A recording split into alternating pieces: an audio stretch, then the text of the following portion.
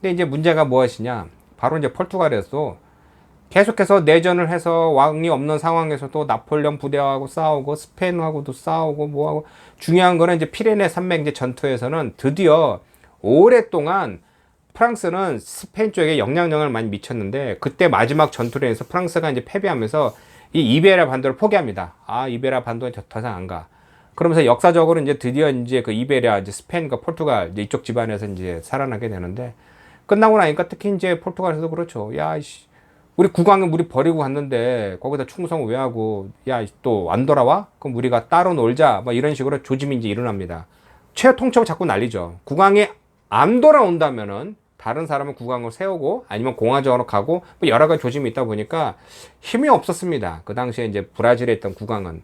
왜냐면은 지금 우리가 생각하기에는 국왕이나 왕국은 군대가 이제 강하게 있어서 뭐든지 힘을 발휘할 줄 아는데, 이게 뭐 영국, 뭐 프랑스 뭐 이런 거 빼고 뭐 나머지들은 그런 게 거의 없었습니다. 그러니까 정규 군인이라고 하는 것도 거의 없었고요. 필요에 의할 때마다 이제 사람들 모으는 것도 있었고, 군대를 특별히 가질 이유도 없었죠.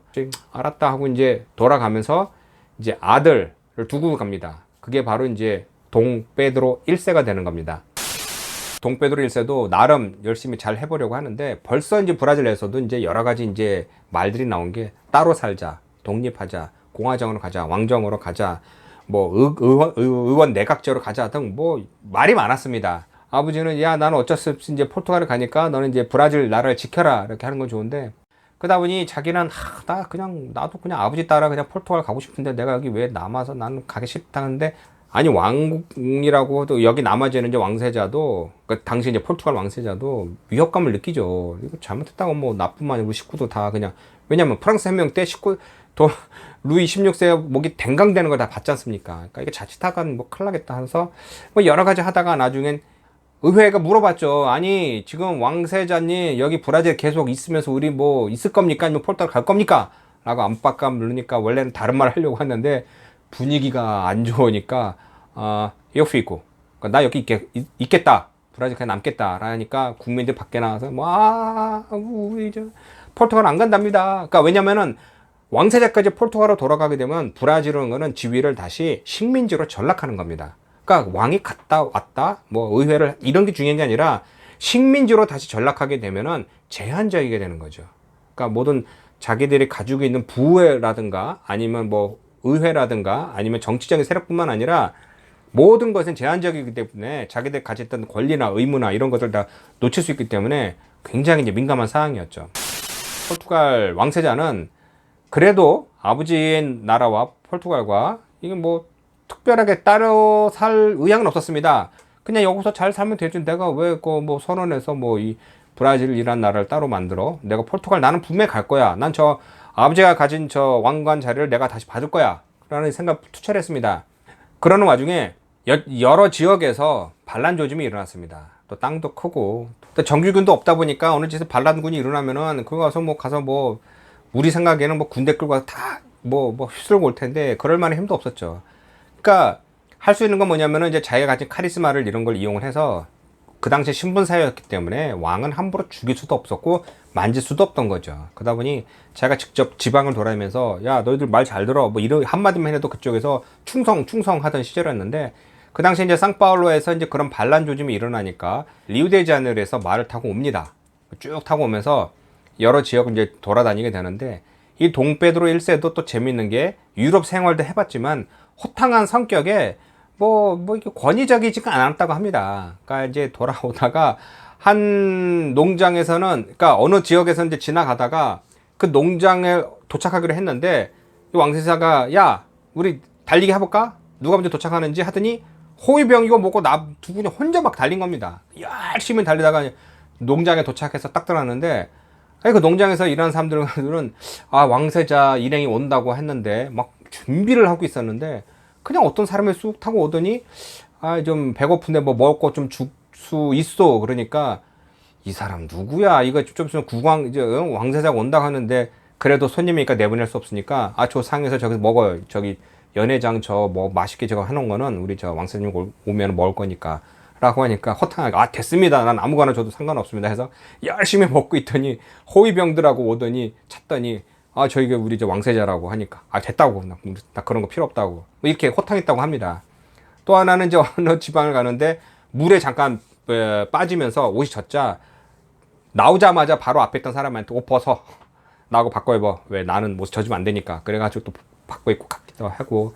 또 하나는 어느 도시를 도착을 했는데 지금의 이제 아파레시다라고 하는 이제 상파울로 리우데자네이루 있는 도시인데 거기서는 이제 한 농장에 딱 들어갔는데 좋은 말이 있었다고 합니다. 눈독 들이고 이제 이거 좋네 좋네 하면은 당시에는 분위기에 왕이 그러면 예 가져가십시오 뭐 이런 분위기였는데 아이 떨떠름한 겁니다. 이거 내가 좋아하는 말인데 그래서 왕세가 자꾸 달라는 투로 하니까 조건을 달았답니다. 뭐냐면은 왕은 말이 많았답니다. 돌아다니면서 다 말 좋은 거 받으니까 이 말을 제 말을 드리는데 조건은 제 이름을 붙이지 마십시오. 그러니까 무슨 말이냐면은 자기가 어디 가서 이제 선물 받은 말이면은 그 말 주인 이름을 거기다 붙인답니다.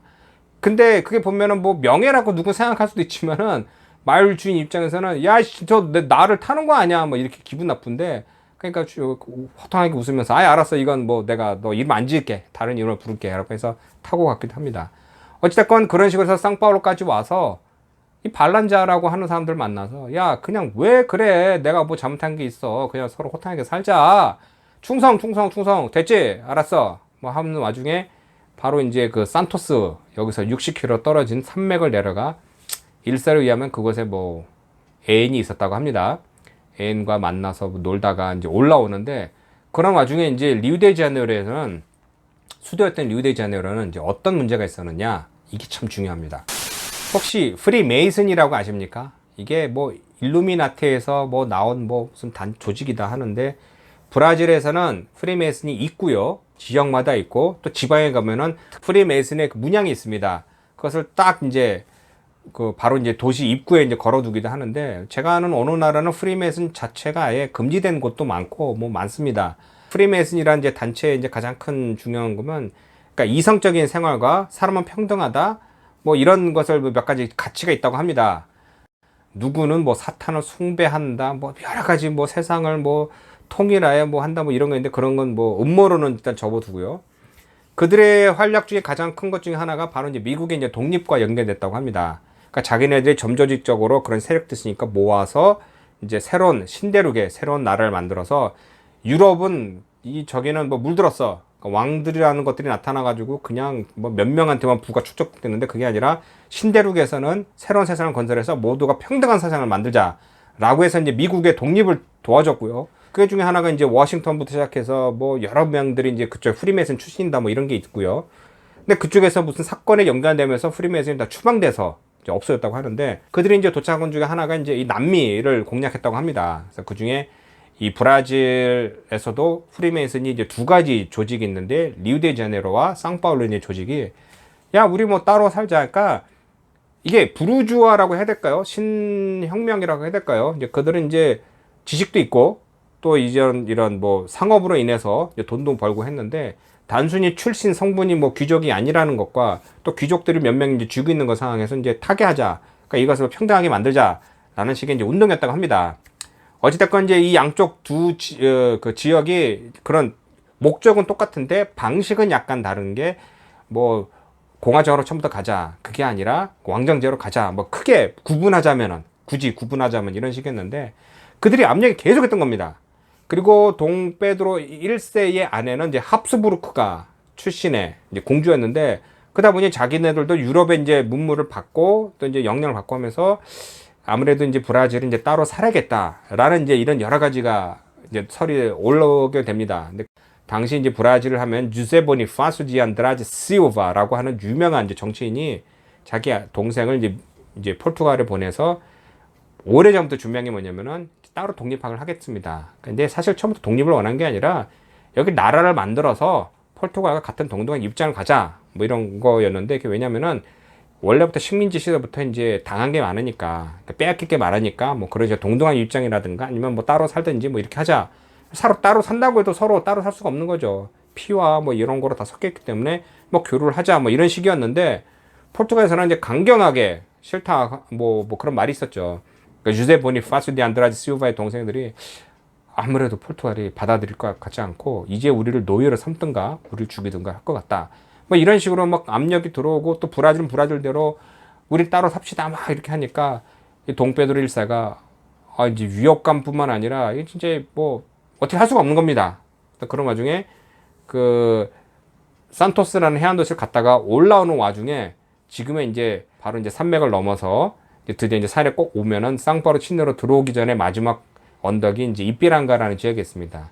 그 지역에 딱 해서 이제 텐트를 쳐놓고 쉬고 있는데 전령들이 이제 오는 거죠. 지금이 시kin 것 같습니다. 지금 선포 안 하면 우리는 그 영원히 노예로 살 것 같습니다. 뭐 이런 식으로 이제 오니까 황태자가 아이씨, 그래 어쩔 수가 없다. 이제 포르투갈하고 우리의 관계는 끝인 것 같다라고 해서 이제 우리에게 뭐 죽음 아니면 뭐 독립을 달라 뭐 이런 식으로 얘기했다고 합니다. 그러니까 바로 이제 나가서 선포하면서 이제 우리 브라질은 이제 독립이다라고 한 게 그 자리가 바로 지금의 이제 상파울루의 이제 이삐랑가 독립기념 박물관이라는 그 지역에 있고요. 여기 상파울루 선언을 하게 된 겁니다. 그러니까 여기까지 하면은 브라질 독립을 뭐 했네 하는데 중요한 게 이제 이 다음입니다. 이제 어떻게 되느냐? 독립을 선언하고 나서 독립만 선언하고 끝인가요? 아니죠. 협상을 해야죠.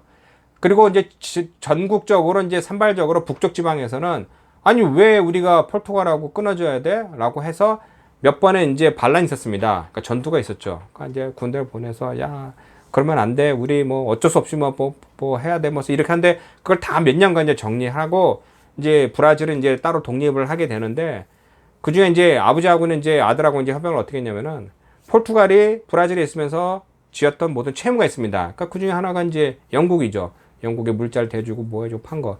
그걸 조금 브라질 너희들이 그냥 다 가져. 그러니까 너희들이 책임져. 알겠습니다. 라고 해서 이제 받아들인 거고. 그럼으로 인해서 이제 어느 정도 이제 정리가 된 것 같았는데 여기까지입니다. 그러니까 뭐 이 외의 이야기도 재밌는데요. 뭐 여러 가지 뭐 섞어서 쉽게 해서 1822년 9월 7일 날 드디어 브라질은 포르투갈부터 독립을 취하게 된 겁니다. 집안이 브라질에 있으면서 영국에다 지고 있던 채무를 다시 이제 브라질을 따로 책임지기로 하고 이제 손을 내라기도 했는데요. 그러면서 이제 서로 처음에는 포르투갈에서 군대를 보내 브라질을 다시 이제 침략하려는 계획을 세웠었습니다. 근데 그럴 만한 여력도 없고 힘도 없고 또 그렇게 한다고 해서 해결될 것도 아니고 하니까 이제 인정해주고 하는데 협상에서 이제 태어난 것이 이제 브라질입니다. 오늘은 여기까지입니다. 이 외에 뭐 여러 가지 또 역사적인 사실도 있고 재밌는 것도 있는데 이런 것은 다음 기회에 제가 설명드리고요. 오늘 9월 7일 왜 브라질이 포르투갈로부터 독립하였는지 이 이야기를 여러분에게 설명드렸습니다. 다음에 또 재미있는 소식이 있으면 여러분과 소통하겠습니다. 고맙습니다.